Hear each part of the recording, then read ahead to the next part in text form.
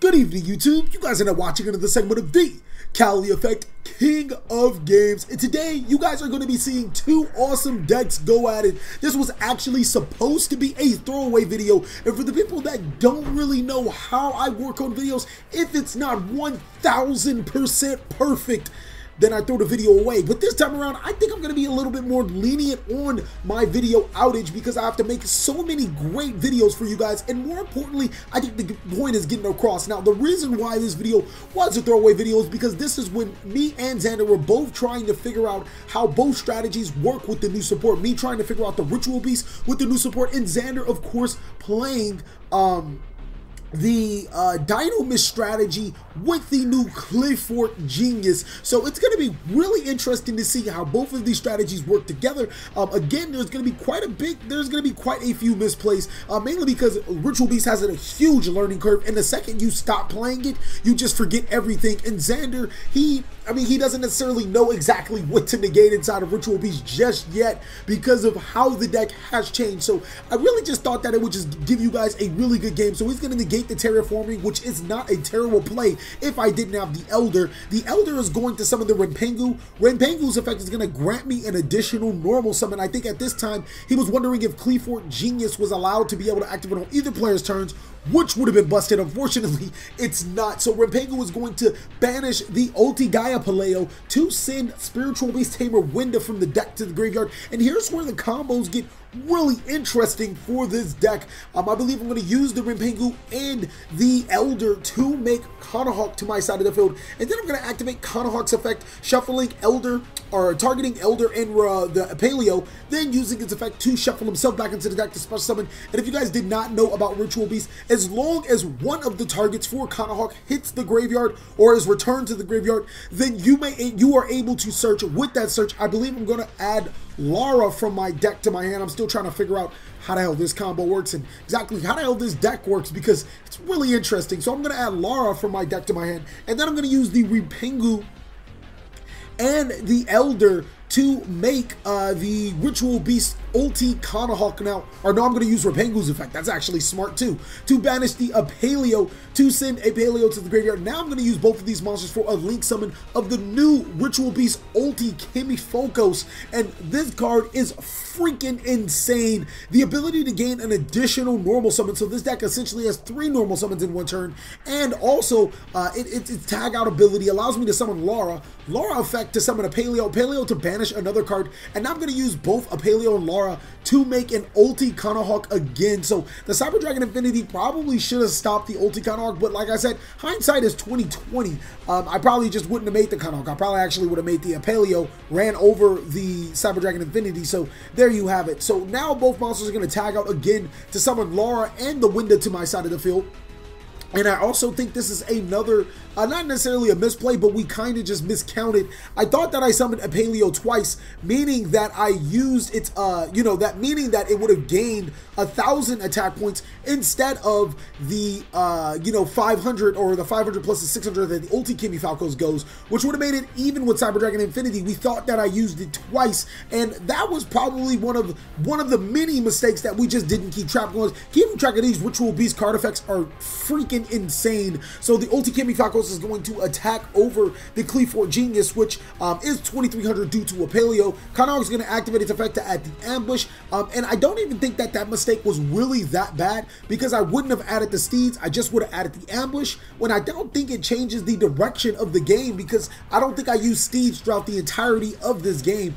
His Dinomist monsters are really good. Being able to prevent themselves from or prevent their Dinomist monsters from being destroyed is pretty pesky. So it's like Steeds is just going to destroy a scale. It doesn't really do much against this deck, and that is a really big monster that we're staring at. 2,500 attack. It can tribute other Dinomist monsters to do some really insane things, but fortunately for me, he doesn't have any other Dinomist monsters to gain the effects of his Dinomist Rex. So looking at how strong his monster is, it's almost evident, oh, he's going to activate a Dinomist Rush to special summon a Dinomist monster from his deck. Now I am in extreme trouble because now he can gain the effects of his Dinomist Rex and completely wipe my board, or not, yeah, he could wipe my board if he chooses to do so. And like I said, Ritual Beast Steed doesn't really do nothing to this Dinomist strategy because he can protect them all by destroying one Dinomist card in his scale. So he's in a pretty good position to get over all of my Ritual Beast monsters. This leaves Ritual Beast in a pretty interesting predicament. Yes, they do have the recursion that they're very so used to, but they don't have the ability to control the board or destroy the opponent's cards like they are able to do so. Xander with two incredibly strong monsters on the board. One of the big Dinomist Ceratops, and it says all monsters you control are Dinomist. Or actually, it doesn't really do anything. It's a special summon target. I apologize, but he's going to use the Ceratops to attack over my Ulti Cannahawk, and then the Rex to attack into both of my monsters. Now that's going to trigger Windows effect on the very fortunate side to special summon a monster from my deck or extra deck to my side of the field. And since I wasn't able to, or since I didn't manipulate my cards right and special summon a Paleo like I should have instead of the Rempengu, I'm going to go ahead and special summon the Paleo now. And during my end phase, I'm going to activate its effect to give my monsters 500 attack and defense, which would have been made the game a lot more different had I summoned the Apaleo instead of the Rempengu.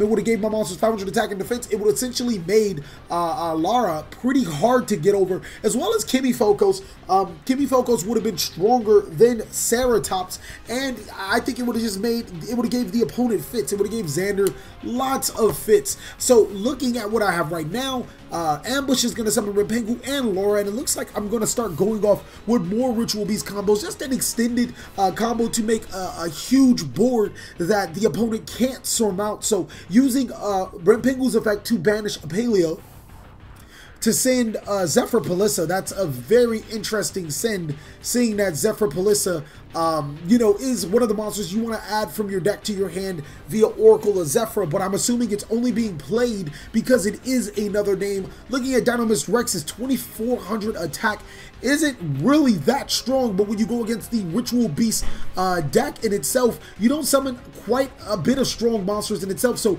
Win is going to summon the Tamer Winda to the side of the field, and now there is a field full of Ritual Beast monsters on the field. So two monsters are going to be used for a Link Summon. That Link Summon is going to be Ulti Cannahawk, giving both Ritual Beast monsters at this card points to 600 additional attack. I'm assuming Rempengu is going to be going into attack because now monsters are on the board strong enough to get over the Rex. So all monsters also gain an additional 500 attack because of the Paleo. Winda is going to be summoned through the additional effect of Qliphort. And then Rempengu looks like it's going to be switched to attack, and we're going to inflict some heavy damage to the opponent. So the monster's pretty strong. Winda's really good, so that's going to attack over the what's-the-name. He's going to protect with the Ceratops.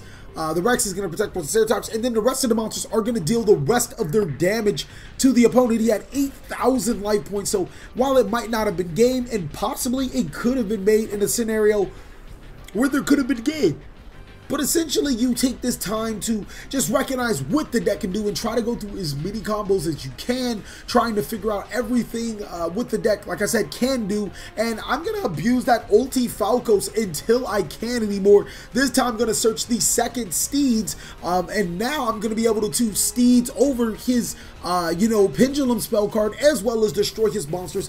Ulti Falcos is going to use the effect again, and then shuffle back into Rempengu and Zephyr Palissa, and then that's going to give me some more searches. I don't think Rempengu is going to be able to use its effect effectively, mainly because there are too many monsters that are banished from the extra deck this time around, but still, there are quite a few names roaming through between the graveyard and the banished zone, so no Steeds isn't going to be added. It looks like Ambush is going to be added, but 3 cards are going to be set face down, which means that probably Steeds is already done. Xander's going to go ahead and set his face down, and here is where the mistake comes. Going to switch all my monsters to attack directly, and get hit with a Storming Mirror Force. That is correct. Storming Mirror Force. Did not see that coming. You just don't see cards like that coming at all, period. But if I would have made the Ulti guy a Paleo, he had 3,000 life points. The Paleo would have been able to swing for game in itself. So going back to my main phase 2, normal summon the Zephyr Palissa.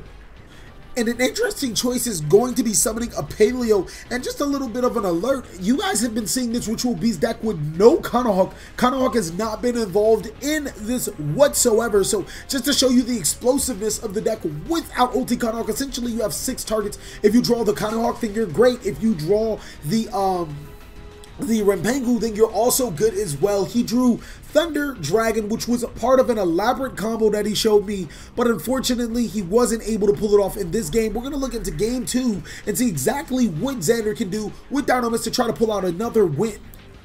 Alright, so looking into game 2, Xander's obviously going to be he's going to be going first, and it's going to be really interesting to see what the Dinomist strategy can do to combat this Ritual Beast. We already know that they can make their monsters almost indestructible, rendering steeds useless, but what can they do to stop the massive searching and the advantage that Ritual Beast bring to the table? I think that that's going to be the biggest problem of the Dinomist strategy, which isn't essentially the most hardest thing for them to stop, but at the same time, it's still something that they have to stop. So Thunder Dragon is going to go ahead and activate its effect to add 2 more Thunder Dragons from the deck to the hand, and it's looking pretty nice. I'm wondering what those Thunder Dragons are for. He's going to go ahead and possibly play some Scales, or possibly do something with those Storm Dragon. No, he's going to go ahead and play Scales, and then he's going to use those effect to, or the Scales to Pendulum Summon double Thunder Dragon to make Constellar Pleiades. Now that is freaking crazy. I know you guys are like, TheCaliEffect, how do you know he's making Constellar Pleiades? Obviously, because I was in the game, I still remember it to some sort. He's going to make Constellar Pleiades, which is essentially a free Exceed monster when you look at it. From his perspective, the Thunder Dragons were a 1-card that got him 2 additional cards to make the Constellar Pleiades. He's going to go ahead and set 2 additional back row and then pass his turn. I'm going to summon Rempengu. It's going to get it bounced with Constellar Pleiades, so that is a pretty good way to stop me from playing Yu-Gi-Oh! I'm going to set 2 cards face down and then pass my turn. He's going to activate Dinomist Howling, and that card's pretty freaking good. I'm going to sit there and read it. I'm like, huh, maybe I should be doing a Dinomist deck profile, because that card can make some really good plays. He's going to use the effect of Howling. Actually, I think he can't use the effect of Howling. I think it places it in Scales, if I can remember correctly, and he already has Scales. So I'm not sure why he used Howling if that's not how it worked. Maybe he was still trying to figure out the deck himself. And again, like I said, this was supposed to be a throwaway video, so a lot of the times we're just playtesting. We're trying to figure out decks, but I don't think that there is a better game that we could get with Ritual Beast and Dinomist without, sacrificing some of the entertainment that was going on in here. There's some pretty awesome combos going on, and I can't wait. If this video does get enough likes, I plan on doing a competitive, that's right, a competitive Dinomist deck profile. It's actually a lot better than it looks right now, and even right now, it still looks pretty good. So he's gonna add them to the extra deck. Okay, so that must be what Howling does, and unfortunately, he can't pendulum summon them right now because he does have Constellar Pleiades on the field, and I have no intent of getting rid of that Pleiades as long as he doesn't kill me right now. But I have 8,000 life points. I don't think that he'll be able to do that or such a thing. If Master Rule 4 wasn't in the scene, then yes, he would be able to do it, and I'd probably cry. He's going to attack with the 2,500 damage. I don't have any responses, so I'm going to go down to 5,500 life points. Looking at my turn, let's see if this works again. I'm going to summon Ritual Beast Rempengu, and no, he is going to Pleiades the card back into my hand, and I'm like, so many types of triggered right now. Constellar Pleiades is still a really good card inside of this format, and it's been, I don't know, 5 years later, and this card's still doing some damage. So it's going to pendulum summon the Brancheon and attack me for 5,000 life points, leaving me at 1,000 or 4,500 life points, leaving me at 1,000 life points left. I'm going to be able to get off the Ritual Beast or Spiritual Beast Rempengu. So that's extremely amazing that I'm actually able to use its effect and normal summon it correctly. With that, I'm going to banish, I guess, Ulti Gaia Paleo, but, or no, actually just a Paleo to send Ritual Beast Apaleo or Spiritual Beast Apaleo from my deck to the graveyard. Really interesting choice right there. Why I did that instead of the window, I guess we'll find out right now why that was done. So Terraforming is going to be activated either to get Oracle of Zephyra or to get Brain Research Lab, which is a really good card. Right now, the deck would be pretty much stuck at just summoning Rempengu and losing, but Brain Research Lab does give me the additional normal summon to summon the extra monster that I need, which is going to be Winda this time around, which kind of makes perfect sense why I decided to send Paleo instead of, Ulti Gaia Paleo. So using those to make Cannahawk. Cannahawk is going to use this effect, and then that's going to add Laura. I'm going to use Rempengu's effect yet again, and this time I think I'm going to banish probably the Pink Dolphin, because that is another name. Yes, I'm going to banish the Pink Dolphin to send the Pink Dolphin to the graveyard. Then I'm going to use both my monsters to make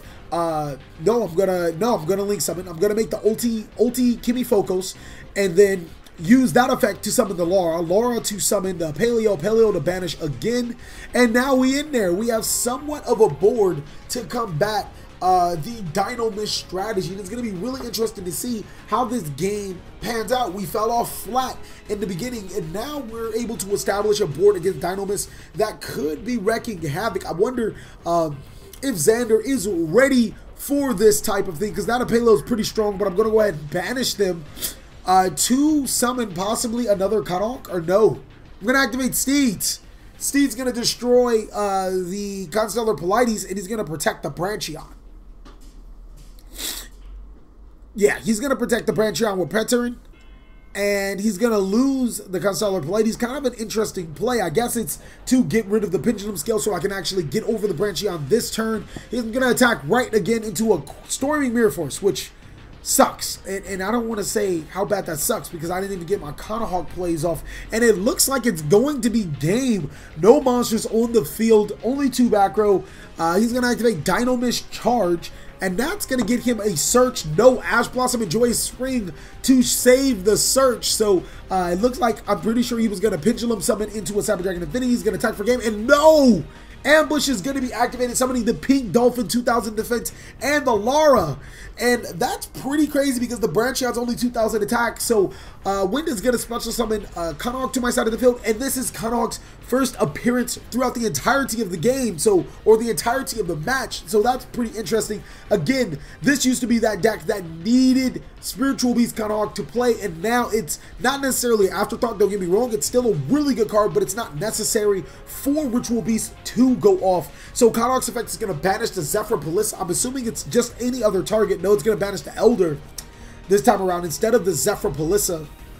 And keep in mind, doing this all at 1,000 life points to what I believe is Xander's 8,000 life points. I'm going to summon Laura to summon Winda. And it looks like we're going to be making some plays. Both the Cannahawk and the Pink Dolphin are going to make the Qliphort. Now, that's going to be pretty interesting because Qliphort only requires 2 Ritual Beast cards, so it or 2 Ritual Beast monsters, so it doesn't matter. It doesn't require 1 Tamer and 1 Spiritual Beast. It just says 2 Ritual Beast monsters, so it doesn't matter what you use. Now a Paleo is going to be summoned, and I'm pretty sure his effect is going to be activated to gain all of my monsters 500 attack, which is just enough to get over Branchion, or just enough needed to get over Branchion. Howling doesn't really do anything for him at this current time because he could tribute his Dinomist monster to return Qliphort, but that really doesn't, like, do anything. You know what I mean? He's still out of a monster. So all 3 monsters are going to attack for some huge damage. And that's gonna set the tone for Ritual Beast coming back into this game. 8,000 minus all that damage is going to put him at, what does it put him at? What does it put him at? What does it put him at? Okay, so 8,000 minus the 900, 8,000 or 80,000. No, not the 80,000. 8,000 minus 900 puts him at 7,100. Minus the 18 puts him at 53. Minus the 2,700 puts him at 2,600. And this is now, or 2,000. My apologies. And this is now a game. Ritual Beast pulling a complete comeback. Or needs to complete the comeback, not necessarily complete yet, but pulling somewhat of a comeback to bring themselves back into a competitive stance in this game, and then making Ulti Cannahawk to be able to send 2 cards to the graveyard and then tagging itself out again. If Dinomist aren't able to stop that, then it's going to be a pretty hard time for Dinomist, mainly because that effect can't even be negated by Ash, saying that the tagging out is chain link 2. So it's like, ugh. Actually, no, it could be negated by Ash if something gets chained to it before it gets the chain link 2. So that's still a thing. So Ulti Falcons is going to be made again, and that's probably going to gain another search and another summon. Oh man, this is just nasty going in right here. Using both of those monsters, 2 searches, that for Pelissa, possibly for next turn or possibly for a Paleo play. Then using both monsters for Ulti Cannahawk again, and that's going to grant another, possibly another search. So that's pretty nasty. Triple searches within this deck. I'm not sure if Xander has anything for this because that's way too much advantage. Any deck that generating these type of cards for this advantage is just too strong. Let's see exactly what he has after we see what we search is another Steeds for that destruction. And then 3 cards are going to be set face down. I can imagine 1 or 2 Steeds, 1 or 2 Ambush, and then on standby phase is going to tag out to 2 more additional monsters. I'm not sure how he can come back from this because, no, he actually can't. There isn't anything he can do. I have double steeds. Thank you guys so much for watching another segment of the TheCaliEffect. Also, mad shout out to my boy Xander. Amazing guy. Me and the crew are going to be bringing you guys more videos. If you guys would like to support the TheCaliEffect, go ahead and check out my Patreon. Please like, comment, subscribe, but most of all, enjoy.